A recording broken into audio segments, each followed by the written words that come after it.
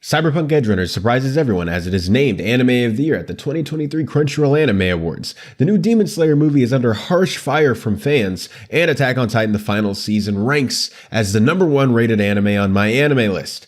But just how long before the full Metal Alchemist fans band their troops together to sink it to the bottom? I'm Israel King. Welcome to the Otaku Experience.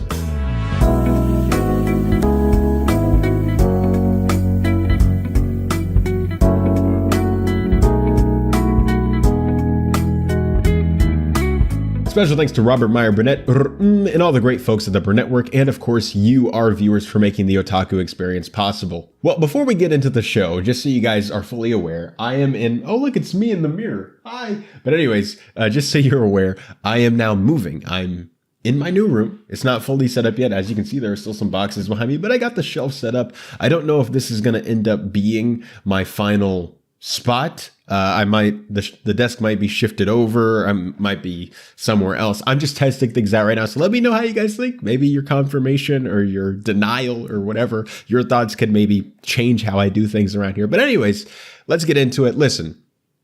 So obviously one of the biggest day in anime of the entire year took place on Saturday last week. I covered it live. We had a great stream. Obviously, a lot of people were there. A lot of you guys were there. And we also, gained like 30 subscribers during the stream. It was great. It was a blast. And now there's people in my comment section debating about something that I didn't even say. But regardless of that, the Crunchyroll Anime Awards took place last week. And they were very, very interesting, to say the least.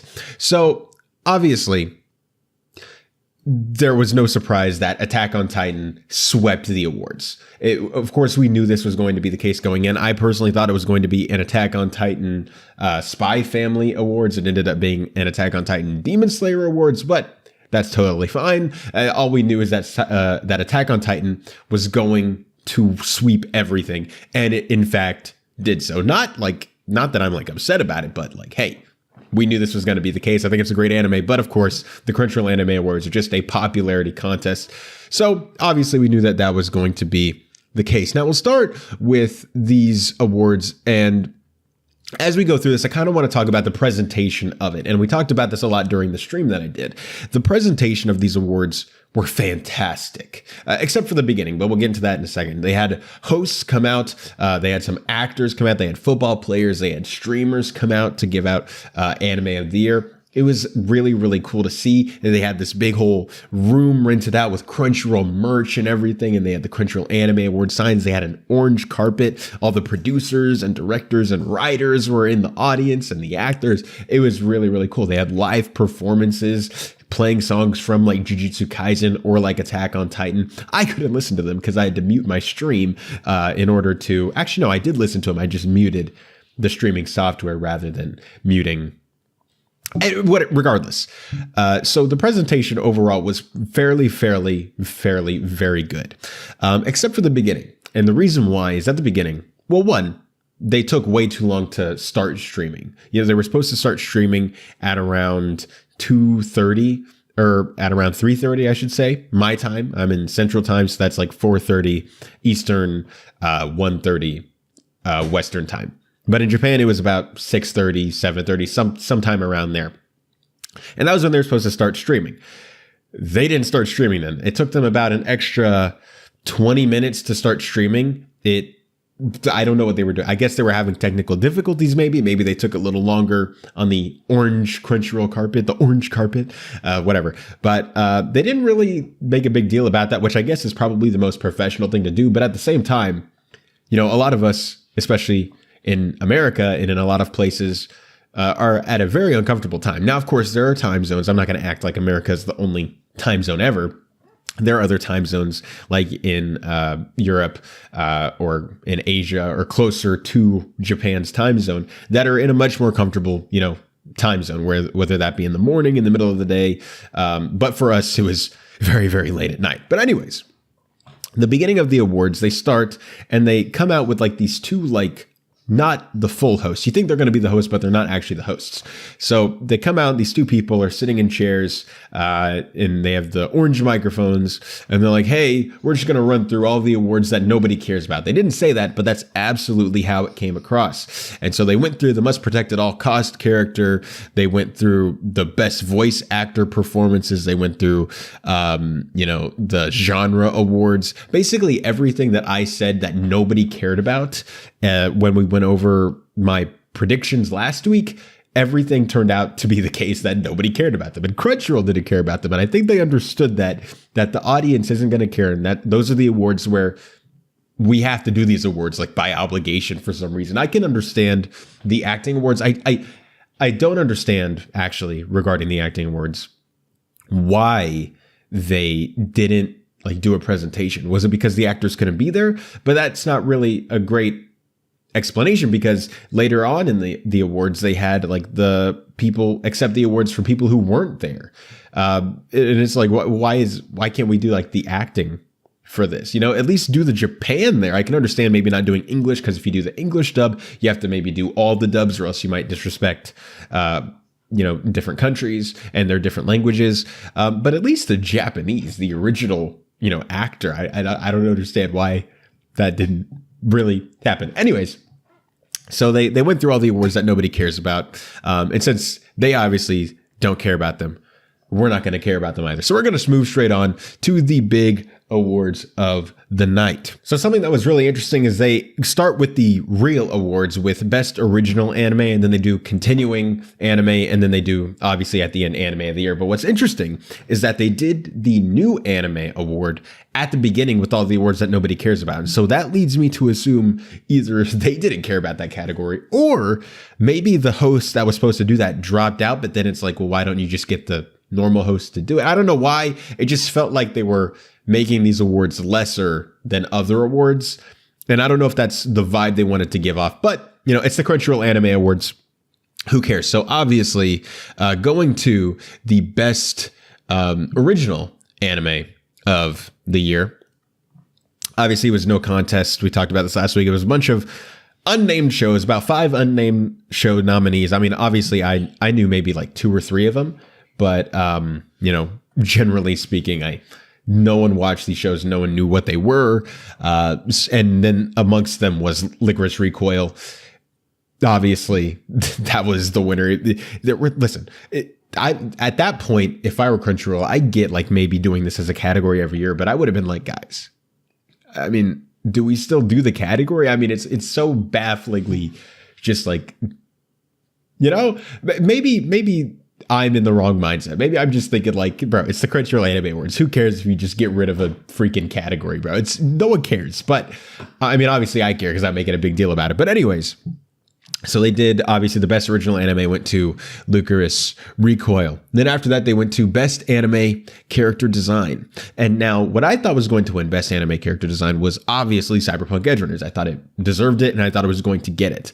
But what turned out that got it was Demon Slayer Season 2. Now, this is very fascinating because Demon Slayer Season 2 is a Season 2. In the sense that there's no new character designs, really. Everything is in that family. I mean, of course, there's like Daki and Gyutaro and Tengen of our new characters, but that's about it. Everything else is in that Demon Slayer style. And even those new characters are in that Demon Slayer style. They look like Demon Slayer characters. Unlike a show like Licorice Recoil, where it's new characters, it's new animation designs, or like Cyberpunk Edgerunners, where they're taking something and they're having to adapt something that looks, obviously it's a video game, but it has very realistic graphics, and they're trying to make it look very real in the video game. And then they have to translate that into an anime. And I thought that they did a really creative job of making it distinguished from that, while also very easily fitting into that cyberpunk world. But they gave it to Demon Slayer Season 2. Now, obviously, we can't blame this on Crunchyroll because this is an audience-voted popularity contest awards. Obviously, that's what that is. So it went to Demon Slayer, which I disagree with almost every fiber of my being, but, it is what it is. Not because Demon Slayer is bad animation, but because, or bad character designs, but because, it's just the same character designs, Like I said, there's 3 new characters. Everything else is the same. And are those 3 characters warranting of a new award? Maybe. We can talk about that. That's a discussion. If you think so, I'd love to hear your thoughts. But generally speaking, no, I don't think so. So anyways, after that, they went to Best Animation. And Best Animation, once again, went to Demon Slayer Season 2. And I'm not too mad about this. Part of the hand-drawn side of me, the animation stickler, is a little bit mad about this because, as you guys know, with Demon Slayer, it's not that it's bad animation or anything like that. It's one of the best-looking anime of all time. The thing is, so much of Demon Slayer is computer-generated. Not that that's a bad thing, but that's just, it is what it is. That it almost feels like it's cheating in a way, whereas so many of these other anime are like hand-drawn with paintings in the background. A lot of Demon Slayer, and it works incredibly well. I'm not trying to dog on Demon Slayer. I want that to be very clear. I think Demon Slayer looks very, very good. Demon Slayer, a lot of it, from the effects that come off of the swords to the backgrounds, basically everything outside of the characters themselves. And even sometimes when they're fighting at that super high speed, the characters themselves will be computer animated as well. Almost everything you're seeing in every shot of Demon Slayer is computer generated aside from the characters. And to me, when you're giving out a best animation category, does what I'm saying make any sense, or am I just being crazy? I'd love to hear your thoughts on that. But once again, and I'm going to say this over and over and over after I complain about an award, this is the Crunchyroll Anime Awards. These are not voted by a committee. Like, we can't, it's not like this is the Oscars where we can look at, the Hollywood, the Academy of Motion Pictures and Science, and be like, yo, what the heck is this? Because obviously they know what they're talking about. In the sense that they work in that industry. They've seen hundreds, if not, or I guess they can't see thousands of movies in a year, but they've probably seen more movies than you or I have seen because they have to nominate the films. They have to watch everything. They know what they're doing. They know their craft inside and out.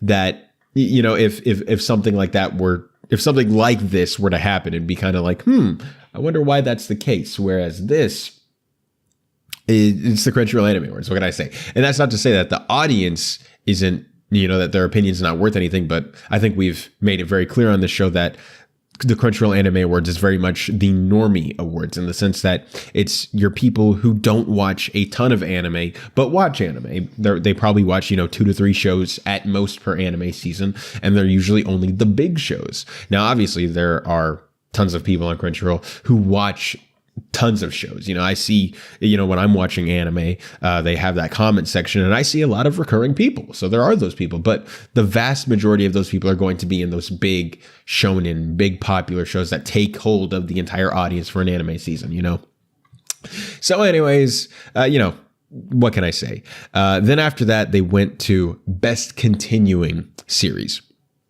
And this one surprised me. This one surprised me quite a bit because it went to One Piece. It didn't go to Attack on Titan. It didn't go to Demon Slayer. It went to One Piece. And I thought that was very, very interesting, and one that I was not anticipating at all. But it's interesting because they said that this is the first time that One Piece has won an award like this at the Crunchyroll Anime Awards, which I thought was super interesting. I was like, oh, it's never won an anime of the year, huh? It was too old to be in, the best new anime category or anything like that. So the fact that, 20 years after airing and it's still going strong, over 1,000 episodes, the fact that it was able to win Best Continuing Series, you know what? 100% props to those people who make One Piece and who do that. I'm obviously reading One Piece. I'm reading the manga. I'm a couple chapters in right now. It's a big commitment. It's a lot on top of everything that I'm doing as well. But it's pretty good so far. And if they can maintain that quality, and from what I've heard from a lot of people is that they managed to just get better in every arc. Obviously, I think this is a very deserving award. Then after that, they went to Best Romance Anime, which was very interesting because it was like in some of these, they picked and they chose which awards went where. It was like some of them, like Best Drama or Best Action Adventure, were all up in the beginning. And then for the real awards segment where they had hosts come out and they had, the people come up and accept the award, and they had these big grand animations and things like that. that's when they put some of the other awards. So it was really interesting that like half of the genre awards went to the beginning in the there you go to die zone, and then the other half were sprinkled throughout the actual awards. But obviously Kaguya won that. We're not going to really get into that. Then they went to best anime score. We're skipping all the genre awards, but they went to best anime score, and best anime score went to Attack on Titan: The Final Season Part 2, a score that I think is very, very good. And the reason why I personally would not have voted for that is simply because it's just the same great score from the other two parts of this final season and from every other,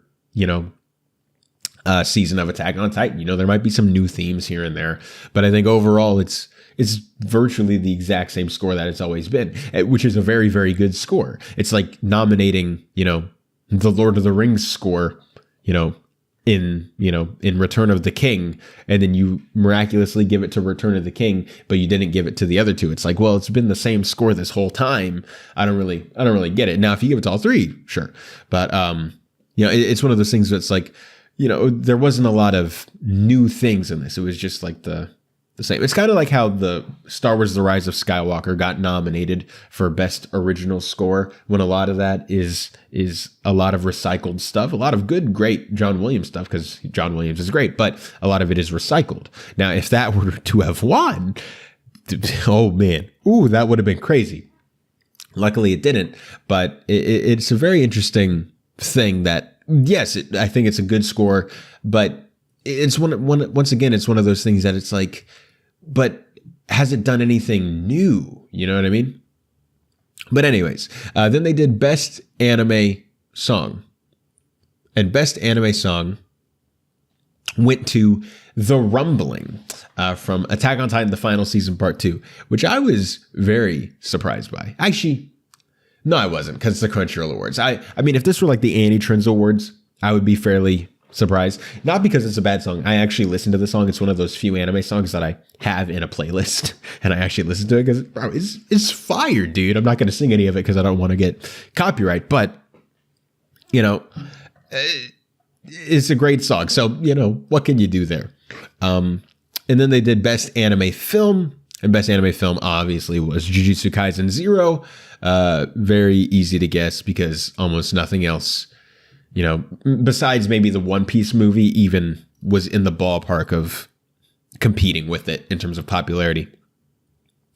Then they went to best anime director, and best anime director went to Haro Sotozaki from Demon Slayer Season 2. And Demon Slayer Season 2, obviously, along with Attack on Titan, swept these awards. They got most of the awards. They didn't get the grand prize, and we'll get to that in a second. But it along with Attack on Titan, swept a lot of these awards. And they did the same thing here with Best Director. And I thought the director of Season 2 did a great job. We're going to get to this a little bit later, but his work on the new movie, I thought was very, very good as well. I think that he really knows what he's doing in that world. He knows how to, direct the actors in terms of their chemistry with the other actors, and he knows how to get that emotion out of them when they need to, because the emotion in Demon Slayer is so strong. And then he also knows how to direct the action sequences, because a lot of that animation, they don't just tell the animators to go do something. Obviously the director is very involved in how he wants this shot to go and how he wants this sweeping motion to, obviously, very deserving choice. He had a super strong vision that, obviously, as I said in my review of Season 2 of Demon Slayer, is peak shonen. So, go him, man. Very, very deserving. And then we went to Anime of the Year, which went to Cyberpunk Edgerunners. And the reason why this is interesting, and the reason why this is crazy, and I streamed this, and so my reaction to it was just crazy. Matter of fact, take a look at my reaction real quick.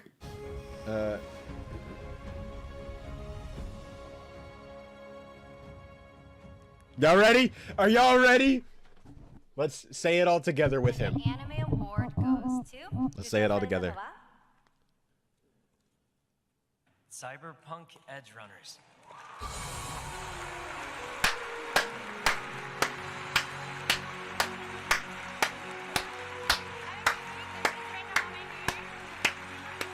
All right. Some happened. They must have not counted audience votes. Let's be real. How?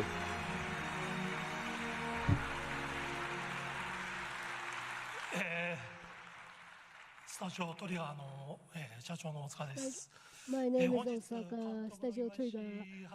What happened? Director. As you can see, I was just baffled, and I was like, let's say it all together. I assumed they were going to say Attack on Titan, because Attack on Titan won probably a good 60% of these awards, and then Demon Slayer won like 30% of the awards, and then Cyberpunk, besides Anime of the Year, won, I think, maybe, I'm looking at them right now, it's not much. I think it's only one award. Yeah, I think they got Best Voice Artist Performance in English, which was David, and then after that, they got Anime of the Year. So nothing else. They were very silent. It was very quiet. Shh. And then they got Anime of the Year. What just happened? You know, I'm still baffled by it. And the reason why, and everybody in my comment section is having a debate about this, the dislikes are surging because nobody wants to listen. It's the internet. What can you do? But people are like, how can you ask how Cyberpunk won? Obviously, it was a great anime. And I'm like, you're not listening to me. I'm asking how it won because it won nothing in these awards besides the English voice actor for David. And obviously, that was at the beginning where those nominations go to die because even the Crunchyroll Awards didn't care about those awards. Or about those categories. So don't get mad at me when I'm asking how Cyberpunk Edgerunners won, because from all of the evidence, it should have been Attack on Titan or Demon Slayer Season 2 to have won these awards. Going in, as you know, I thought it was going to be Spy Family. I thought that Spy Family was going to do it. I didn't even register Cyberpunk as a genuine candidate because the audience is just so much lower than those other shows. And I think that, I don't know what happened. My immediate thought after it happened, you know, just in the moment was they must have not counted audience votes because audience votes would have gone to Attack on Titan or Demon Slayer based on everything else we've seen. You know, you can't get, you know, best continuing series, or I guess that was One Piece, but you can't get best fantasy, best action, best director, best song, opening, ending, score, whatever. You can't get all of these awards and rack them all up, and then suddenly you're not Anime of the Year. It reminds me of my senior year of high school. As you guys know, I directed a documentary called Voices of Central. But what a lot of you don't know, unless you've asked me a question about it or you saw the watch party, which you can watch now on the Burn Network YouTube channel that I did with the great as you watch the documentary. But I was the dance captain of that show choir my senior year. I cleaned the dances along with my great co-dance captain, Bella Johnston. Love you, Bella. And I felt we did a very good job. She was great. She was new in the show choir, so she did a very good job as well. We had a nice balance going, a nice camaraderie, and I felt like we did a really good job with that choir. And across, it was one of the best years for VOC in general, just based on the amount of awards and just looking at, objectively looking at results. It was one of the best years for VOC. How much of that you want to put on us, how much of that you want to put on the directors, or how much you want to put that on the ensemble. I think it's a mixture of all three, but I would mainly give it towards the ensemble itself. But regardless, there was one competition that we had in the middle of our competition season where we had gotten best vocals and best choreography, but another group got grand champion and we placed second. And so while we were like happy for the other group, yay, congrats, man. We were all looking around like, how do you get best vocals and best choreography, the two things that create show choir, the dancing and the singing? How do you get both of those? Like you win both of those, and then suddenly you don't win grand champion. Like, it didn't make sense to us at the time. And I feel like that's a lot what this situation is like, where it's like, how do you win almost every category that leads into Anime of the Year, and then suddenly you didn't win Anime of the Year? I don't know what exactly happened. So like I said, my tinfoil hat theory is they did not count nominations, and that the judges voted on that. And maybe they did do that. Maybe they've started doing that. And maybe a lot of these other things are audience voted, whereas that one is going to be more judge voted from now on. But if that's the case, I wish that they would just straight up come out and say that instead of just having us all floating in the abyss of not knowing what the heck is going on. So obviously, last week I saw the new Demon Slayer movie that we had been talking about for the past few weeks as it went through Japan, as they did their big premiere in LA. And then obviously it came down here ahead of time for the season 3 airing next month in April. And I saw it and I tweeted about it. And if you've seen my tweets, you saw the rampage. You saw my rage as I experienced this movie, because this movie was not a movie. It was an utterly goofy embarrassment for Ufotable. And I don't understand how this got past so many levels, how this got okayed by so many areas, and how it just made it this far, and how we got to the point where we're now talking about this story as it is unfolding, which is very, very tragic. So before we get into the story, I want to talk about sort of my experience watching this new Demon Slayer movie. So for those of you listening to this and not watching it, I'm doing air quotes every time I say movie because it's not a movie. So basically, I was already in a little bit of a bad mood as I was watching this movie, simply because of the fact that they did not turn off the lights for maybe the first 2 minutes of this movie, quote unquote. And so right when I had made up my mind, it's like when you have to take a shower and you have like a bunch of siblings, like you're living with a bunch of siblings or like with your family, and you have to take a shower. Anyone who has siblings can attest to this, but like you're thinking about it and you're procrastinating and you're like on your phone or you're like on YouTube or whatever, you're watching TV, you're Netflixing, and then suddenly you're like, all right, fine, I'll go take a shower, after like 2 hours of debating in your mind whether to stay on your bum or go take a shower. And so when you finally make up your mind and you finally set up to go take the shower, someone runs into the bathroom, closes the door, and you're like, oh, well, thanks God. That was sort of me in the theater, except it was nice because I didn't have to go walk and find a person to be like, hey, the lights are still on. Do you guys mind if you can turn them off real quick? But, you know, obviously, I think that analogy was... Let me know if you understood my analogy or not. If you have siblings, I feel like you'd understand. If not, maybe not. But anyways, so I was a little bit in a bad mood, obviously, but they finally turned off the lights.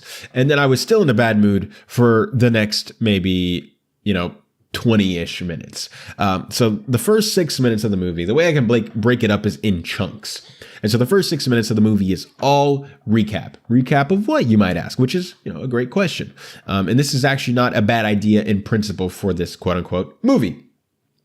So the first 2 minutes, they play this, they play the opening of the first season, the Tsuyoku, basically. And they do a recap as that's playing in the background of the entire first season of Demon Slayer. Then they switch songs and they play the final song that played over the credits of the Mugen Train movie, and they do a recap of Mugen Train. And then they cut out the music, and then they do a recap of the first 9 episodes of season 2.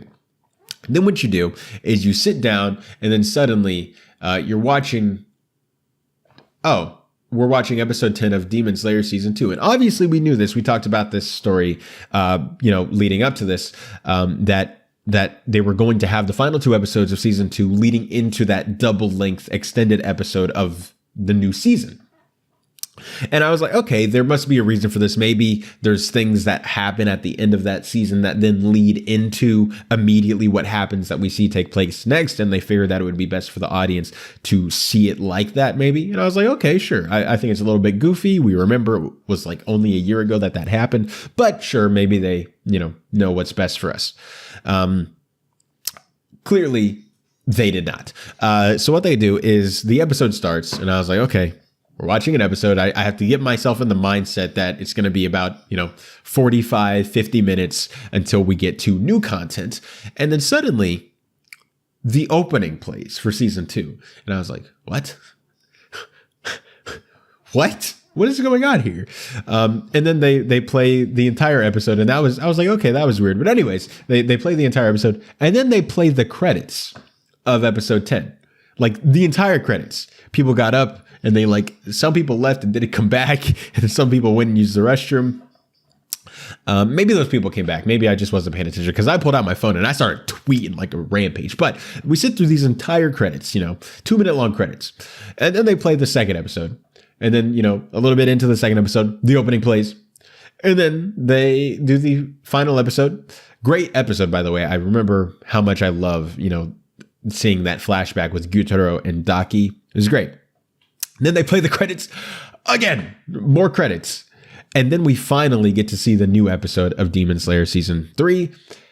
And it was a big old nothing burger. Not that the episode was bad, but it was in the sense that, how like Rings of Power episode 1, regardless how you feel about Rings of Power, whether you thought that was a great show or not, I'm somewhere in the middle. I thought that it had its moments, but ultimately I was really disappointed in the show. It was like that in the sense that they, in Rings of Power, knew to air the first 2 episodes at the same night because the first episode really doesn't get the ball rolling on any plot. It just sets up characters, gets you introduced to the world, and then that's it. And if you only watch that episode, some people might find it boring. Some people might think, okay, I'm not really hooked, and then they might not come back. But they played the second episode along with it, so that way you got to see a little bit of the plot moving forward. You got to see meet some of the dwarves. You got to see some of the problems going on as well. Everything going on with Galadriel as she's in the water, things like that. And so you were a little more hooked after that second episode, whereas you wouldn't have been as much with the first, and you might not have come back to watch the second episode, or you may have forgotten. This Demon Slayer quote unquote movie is like what that would have been like if they never aired the second episode of Rings of Power. It was almost like, you're lucky this is a season 3, because if this was just a first season episode that I watched, a first series premiere, season premiere, watching this, and I'm introduced to the world and the characters, sure, I enjoyed myself maybe for the 40 minutes that it aired, but you didn't hook me in any way. There's not really anything to spoil in this. We see a little bit of the continuation of the little cliffhanger ending of season 2 where the demons meet up. We saw number 3 land in that, Inception, Doctor Strange area. And we see that full scene. I'm not going to really talk about that because that could involve spoilers, or what some people might consider to be spoilers. But we see that full scene. That was great. And then after that, we spend time with Tanjiro as he goes to the Swordsmith Village. He meets the new Hashiras. And then the episode ends before anything interesting really happens. And as it ended and as the credits rolled, I was like, I wasted my money. I have now spent an hour and 45, an hour 50 minutes in this theater, spending half the time watching, part of my language, shit I've already seen, just to now watch this new, episode that isn't even like worth my money. Like, because movie tickets, inflation is crazy. We're in a recession right now. Money is tight for people. And to then ask your audience to come out of their house, pay money. They have to drive to the theater, waste gas. They have to pay for their ticket. I mean, I have AMC A-List, so I obviously get the ticket for free. But, most people don't have that. And so they have to pay a ticket price, which are very, very expensive, depending on the type of the theater that you go to, or what city you're in, or what, screen you're seeing it on. And then you get concessions, which are expensive as well. So they're already making like a $30 endeavor at best to go see this quote unquote movie. And then you waste half of their time. And then you don't even really hook them in any way to see what's coming up next, aside from the fact that they like the previous 2 seasons. It was just an utterly ass-backward decision by Ufotable. And the fans are speaking out about this. So in an article written by CBR, they said, a host of anime fans have taken to Twitter to proclaim their frustration with the release of Demon Slayer to the Swordsmith Village theatrical project, which recently debuted in U.S. theaters. The users felt tricked by the film's advertising, claiming that they believed it would be an entirely original movie, only to find out that it was a compilation of the last 2 episodes of the Entertainment District arc and the first of the Swordsmith Village arc. Then they go into some of the tweets here. And we see one by Andy Day, who said, the new Demon Slayer movie is an actual scam. I can't believe what I just paid to watch. Do not do it. I'm mind blown right now. Johnny said, they tricked me with that Demon Slayer movie, had me watching 2 recap episodes and 1 new episode, bruh. Samosasaurus said, watch Demon Slayer to the Swordsmith Village thinking it was going to be a whole new movie, and I'm fuming. Basically just paid to rewatch the last 2 episodes of the Entertainment District and then 1 episode of the next season. A disgusting scam and waste of time. Be warned and avoid. And then the last one they have on here is Bon Me, who said, Crunchyroll may have just pulled off the biggest scam of 2023 with that Demon Slayer film. I paid to see the last 2 episodes of the latest season, then only 1 episode of the Swordsmith Village arc. They kept all the intros and outros in to extend the view time as well. And they're absolutely right. Now, if you were there, or if you were, present on Twitter that night as I saw the movie, I made my feelings known. And as I said here, the first tweet I said was, time to see the new Demon Slayer quote unquote movie. Let's see how this goes. Because obviously if you watch this show, we know that it is the first 2 or the final 2 episodes of season 2 and then the first episode of season 3. But a lot of the average movie going audience who doesn't read the articles and doesn't follow the news like we do, they don't know this. They're only seeing what the UFO table and Demon Slayer accounts are posting on Twitter, the trailers they see, and they conveniently happen to leave that part out. And then obviously I said they won't turn off the lights in the theater. Obviously we talked about that a little bit. And then I said, currently sitting through whole ass credits, less than 30 minutes in. And then I said, I'm going to need to have some words with whoever edited this Demon Slayer movie. This shit is buns. And then I said, now sitting through another batch of credits, like, dog, put them at the end of the junk, not in the middle. And then I said, FYI, I never use my phone at the movies. This is the one case where I've done it because they have decided to stop the movie to throw credits that could be at the end.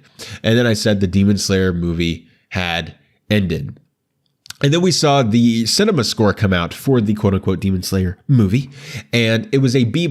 Now, if you don't know anything about cinema score, you might be like, oh, B+, that's actually pretty good. The thing about cinema score is, once again, like with MyAnimeList, it is a very broken system where audiences are very hesitant to say something really bad about something they watched or that they wasted their time on.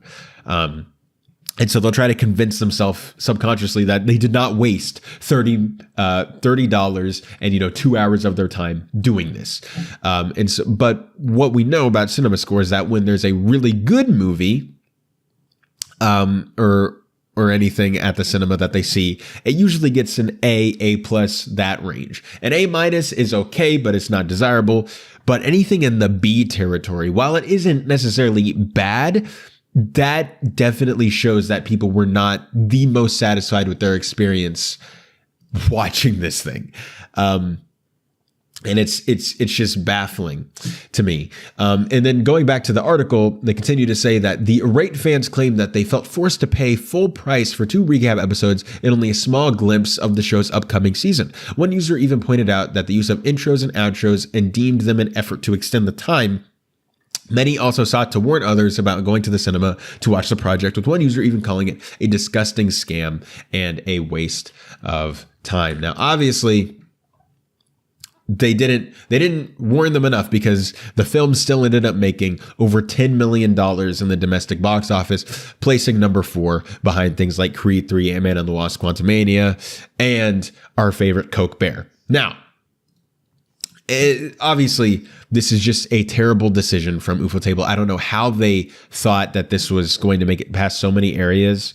To me, if you're going to do a quote unquote movie, at least cut it the way you should properly. Now, the ideal scenario would be, maybe if you're going to do a recap seasons 1 through season 2, maybe add an extra minute on there or something, and then show us the first 3 episodes of season 3 and make it an event. Be like, hey, you can see the first 3 episodes, over a month before the new season airs, and then you're still going to be episodes ahead of everybody else who doesn't go to this movie. Make it an event. Make it so it's fun. Make it so it's like you actually get to see something that nobody else is going to see, and that you want to talk about, but you can't talk about because nobody else has seen it.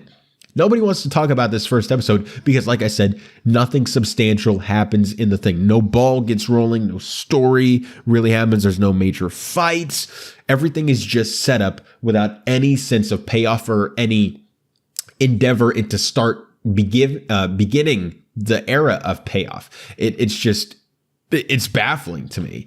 And I don't know if this was just a last minute decision. I mean, we know it wasn't, because it went through Japan, it did a whole thing, and then it went to LA, and then they premiered it here. So it did this whole thing. And so there were so many times where they could have heard the audience reaction and maybe, just edited the credits to the end of the movie, taken out the openings, and then maybe streamlined this a little bit more.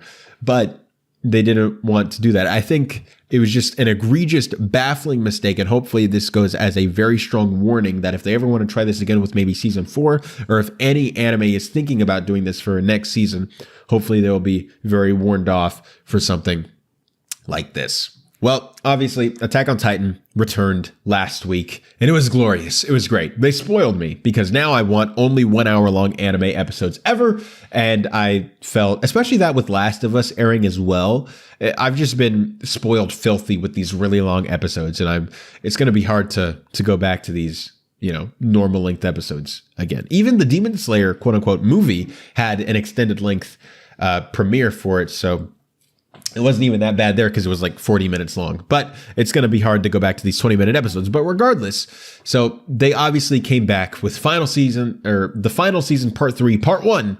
And then part 3 is going to be airing sometime this fall, obviously. It's a 2-part, 2-hour finale where each part is 1 hour long, and they're airing it 6 months apart. Welcome to the anime industry. Anyways, so that episode aired, and everybody raved about it. It was great. Everybody loved it. You saw me rave about it. You saw everybody in the anime community rave about it. It was just amazing. It was amazing to just kind of have this reality check where we've been watching the winter anime, and while there's good shows airing, I think we got a little too complacent, and we started to forget what it was like to truly watch great anime. And Attack on Titan comes over, slaps us in the face, super rude. I didn't mean to hit my mic. I'm sorry about that. But they slap our face, super rude. And we had a rude awakening to, oh yeah, this is what masterpiece level anime is like. But anyways, so obviously everybody loved it. And now Attack on Titan, the final season, part 3, part 1, if you go to MyAnimeList, is now the highest rated anime of all time, ahead of Full Metal Alchemist Brotherhood. And at the time I'm filming this, it has a 9.21, which is 0.1 higher than Full Metal Alchemist Brotherhood, which is at a 9.11. Now, if you see this, obviously it makes great headlines. Everybody's talking about this. Oh yeah, it's the top rated anime of all time. Well, let's not forget what else was the top rated anime of all time throughout the span of, let's just do the past year. Okay. Obviously we had Attack on Titan, the final season. Part 2 was the top rated anime of all time. Full Metal Alchemist shut it down. We had Bleach 1000 Year Blood War become the top rated anime of all time. Full Metal Alchemist fans shut it down. Cyberpunk, I think, was there for like a day, shut it down. Kaguya-sama season 3 was there, got shut down. And now we have just the latest in a long history of things being shut down. And I mean, if you even go further than that, you have things like Fruits Basket season 3, Gintama. This is obviously not new for the anime industry. The Full Metal Alchemist fans obviously have no desire of giving up their number 1 spot. And so that leads me to ask, just how long do we have for Attack on Titan to be at this number 1 spot? Now, they've given themselves some room because they have a whole 0.1% gap between the two, which is very, very big. It's very important. This has never happened before, at least not in a very long while. Usually things are like, within like the family. It would be like 9.1 something, but still above Full Metal Alchemist Brotherhood. This is 9.2. This is crazy. I know. But so I think that they've given themselves some room, because obviously Kaguya stayed number 1, I believe, for about 2 weeks. 2.5 weeks. And the same thing with Bleach. Bleach was number 1 for maybe 3 weeks, maybe a month before it got taken down. I think with this big lead and this big gap that Attack on Titan has over Full Metal Alchemist Brotherhood, I think we're looking at, probably the same thing, probably a month and a half it has up here, and we'll slowly see it sink like the Titanic. below the spot as they slowly drop it underneath. Before the Full Metal Alchemist Brotherhood fans gang together, they Discord message each other, they DM each other on Twitter, message each other, make a huge post on the Reddit, and then they all get their troops to 1-star bomb Attack on Titan, the final season, part 3, part 1. Which, you know, I mean, for the release pattern that MAPPA has, I think that they absolutely deserve to be the worst rated anime of all time. But in terms of quality, I can't argue that they make a really, really good product. But continuing with this comedy show we have of an anime community, we're going to talk about a new segment that we're doing for the Otaku Experience and that I'm calling the Goofy Woofy Anime Community.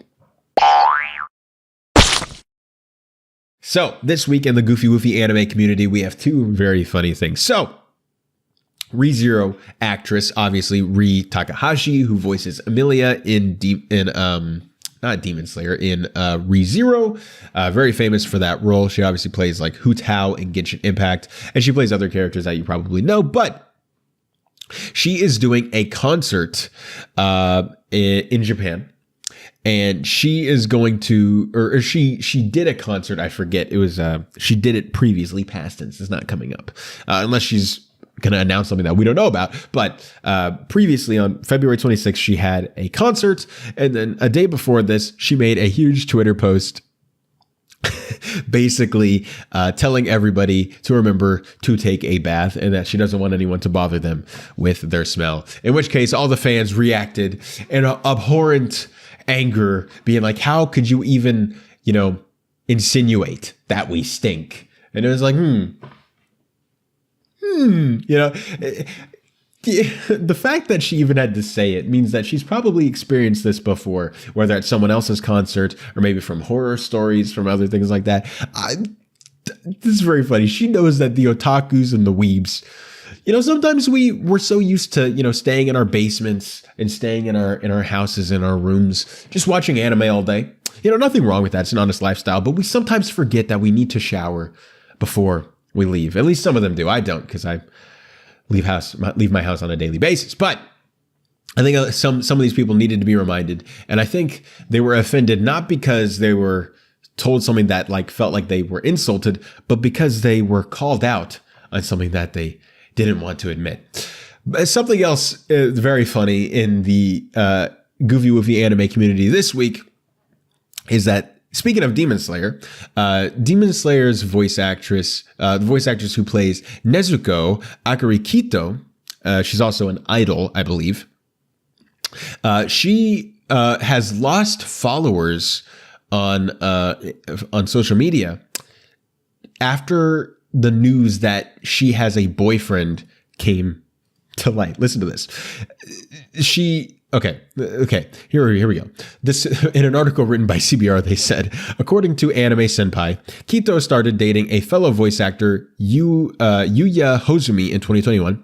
Having an intimate relationship is forbidden in idol culture, and it is negatively perceived by the fans. And the consequences can be seen in the recent sales numbers of Kito's songs, which they have significantly underperformed. For example, her song Kimi no Tonari De, which appeared in the Adachi and Shimamura anime, sold roughly 6,200 copies during its first week. However, her newest release, Dear Doza Days, which features as the ending theme of the new series Chillin' in My 30s after getting fired from the Demon King's army, terrible title by the way, has only sold 2,140 copies during its first week.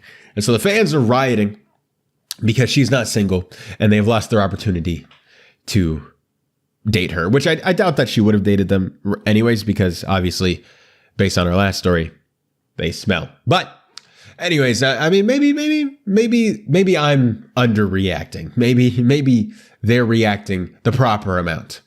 I mean, I can't really speak on Japanese idol culture. I know something a little bit about Korean idol culture. Obviously, I love K-pop, things like Blackpink. I have a picture of them somewhere back there.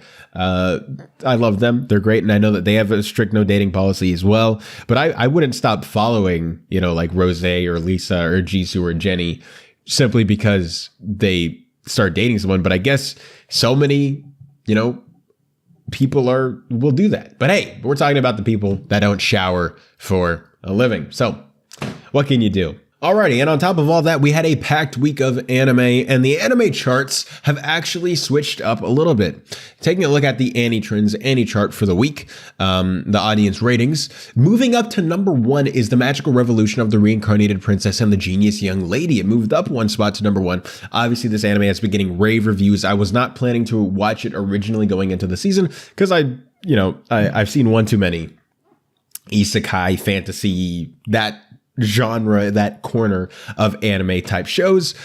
Once you've seen one, you've seen them all. You get used to the tropes. They're just not that fun anymore. Going down to number 2 after that is The Angel Next Door Spoils Me Rotten, which I have been keeping up with, and that has been a very, very adorable anime. Very great. Then going up 1 spot to number 3 is Buddy Daddies. That is an anime I'm planning on starting soon. I've just been a little bit busy lately. And then Buddy Daddies going up, push down Tomo-chan is Girl down to the number 4 spot. At number 5, we have Vinland Saga going up 1 spot to number 5. Which I've been seeing talks about this episode. I have yet to catch up, so I can't obviously participate in these talks or see what all the details are. But people are talking about some spoiler return. Something happened, or that has everybody freaking out. They were talking about it. It was like a Marvel headline. It was like, spoiler returns. What does this mean for the future? It was one of those things. But going up 3 spots to number 6 is Onimai I'm Now Your Sister, which is one of those shows that I've kind of been sleeping on. I've kind of taken notice how well it's doing, but I'm still like, do I really want to watch it? But seeing how high it's jumping, it jumped up 3 spots. I might just have to give this one a watch. And then a repeat, staying in the same spot is It Wrong to Pick Up Girls in a Dungeon Season 4, Part 2 at number 7. Going down 2 spots is Blue Lock. Then going down 3 spots to number 8, tied with Blue Lock, is The Ice Guy and His Cool Female Colleague. Going down 2 spots to number 9 is Don't Toy With Me, Miss Nagatoro's Second Attack. Going down 1 spot is Demon Slayer Season 6, which surprises me because I thought that Demon Slayer, just based on everything I'm seeing on Twitter, I thought that Demon Slayer has been killing it right now. I thought it is doing really well. But I guess maybe not as well as the other shows that are above it, I guess. Staying in its same spot at number 10 is Nier Automata, version 1.1a. I think that this probably would go up had they, this probably would have been in those top 5 spots, maybe, had they not had all those delays and the hype was able to build and things like that. But I think that delaying the anime by like a month just to get, before you even get your ball rolling, really, there were only like 3 or 4 episodes in that I think they're still trying to rebuild the hype now, which I think has really killed the show. Going down 3 spots to number 11 is Bungo Stray Dogs Season 4. Staying at number 12 is Inspector Season 2. Going up 1 spot to 13 is Campfire Cooking in Another World with My Absurd Skill. Going up 2 spots to number 14 is Endo and Kobayashi Live, the latest on Tsundere Villainous Lizolete. I don't think we've spoken about that one before. I've never even heard it. That one. Then staying at number 15 is Farming Life in Another World. So a lot of the same shows staying in the spot, just kind of shifting around. We're seeing some of the shows go up, which is pushing some of the other shows down. Are you keeping up with any of these shows? Let me know. And now, of course, we will read your comments and questions from the last week's episode. If you want to get a comment or question read by me in next week's episode, all you have to do is go down in that comment section, leave a thought, an opinion, a question, whatever. Maybe you think I'm ugly. Just let me know. Let me know whatever you guys think about what's going on in the world of anime or whatever in the comment section, and maybe we'll get to that next week. So the first one comes to us from The Gist with Jared. Nice job, Israel. Was never a big enthusiast for the award shows. That'd be great to have special guests on the show. Maybe it could be a segment you pre-record and cut into the show, or maybe it's a standalone thing to release earlier in the week. Have you seen Cyberpunk? Would I need to play the game in order to understand the anime? So we'll start with what you said about having guests on the show. And obviously this show is pre-recorded. I pre-record it 2 days in advance. I record it on Tuesdays. I edit it on Wednesdays. Okay. Well, actually, I do all my research of the past week on Sundays. I plan and I do more research on Mondays. I tweak the last minute things in case any new big headlines dropped, and I filmed the show on Tuesdays, and then I edit the show on Wednesdays, and then I send it to Rob Wednesday night, and then he uploads it and schedules it to air at 2 p.m. on Thursdays. So everything in the show is pre-recorded. So if I did do something like that, they wouldn't be like a guest in the show where I'm like talking to them as like a co-host. It would probably be like an interview or a pre-recorded section to be cut in the show.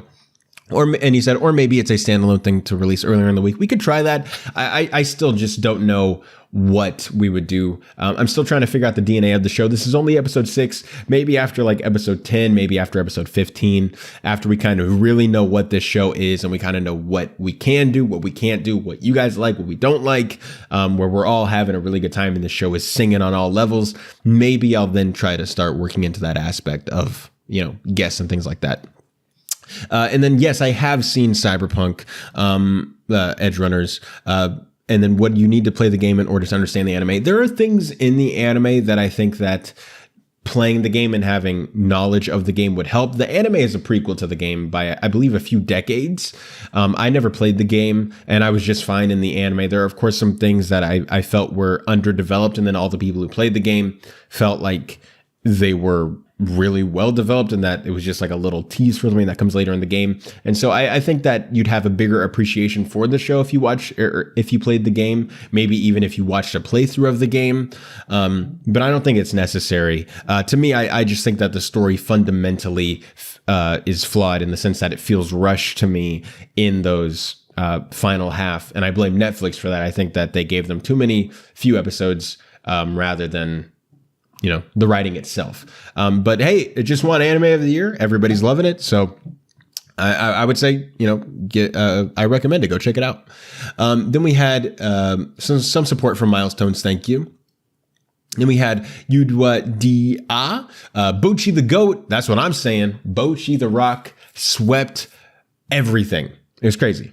It was crazy. I guess those are really your 2 anime of the year. It's not Bochi the Rock and Cyberpunk, but it would be Bochi the Rock and Attack on Titan because they swept everything.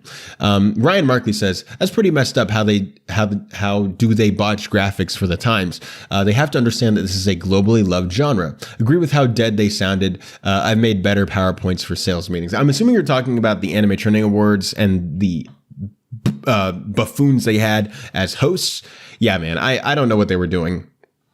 They're in no way. Okay, so one thing I was talking about in the stream that I did last week when we were talking about the Crunchyroll Anime Awards and we reacted to those live, and you can watch that VOD on my channel, is in terms of presentation, the Crunchyroll Awards are up here.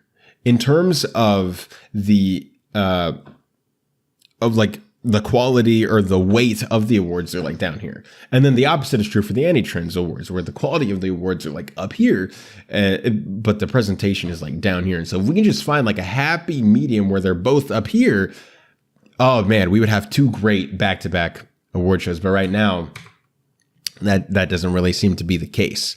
Ditzy said, Bochi. Yes, I love Bochi. Bochi was great. And then Mazood Khan said, what are your thoughts on Anime Rock Paper Scissors short by Corridor Crew? I'm assuming that's the short that's been making its rounds on Twitter with AI animation. I didn't watch it. I'm not really a fan. I'm really against AI animation. I personally just love the art and the craft of people, doing what they love and drawing. You can just tell when something's inauthentic and when it's not. Not to say that it looks bad, but you can just tell the passion's not there, the heart's not there. And I think it's cool for an experiment, but it in no way needs to become what anime is. I'm assuming that's what you're talking. If that's not what you're talking about, I'm sorry about that. And then maybe you can clarify in the next question and I can answer it properly. And then Just Okay said, honestly, a lot of people saying Mob Psycho 100 Season 3 is not as great as Season 2. I'm assuming you're saying a lot of people are saying Mob Psycho 100 Season 3 is not as great as Season 2, but it's still a good show. But now you know Season 3 just not as great as the Season 2.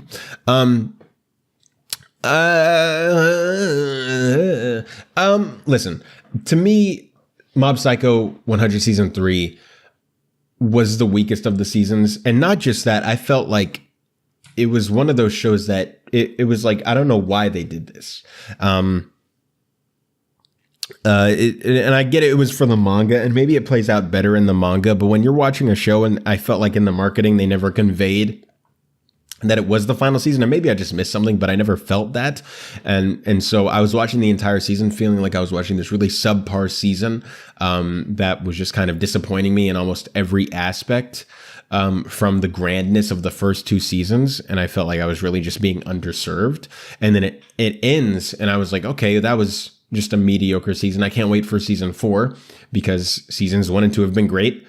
I wasn't really that big of a fan of season 3, but I'm excited to watch season 4. And then I saw all the reactions saying that season 3 is over and that it's the end of the entire show. And so I was personally disappointed, and it left a really sour taste in my mouth.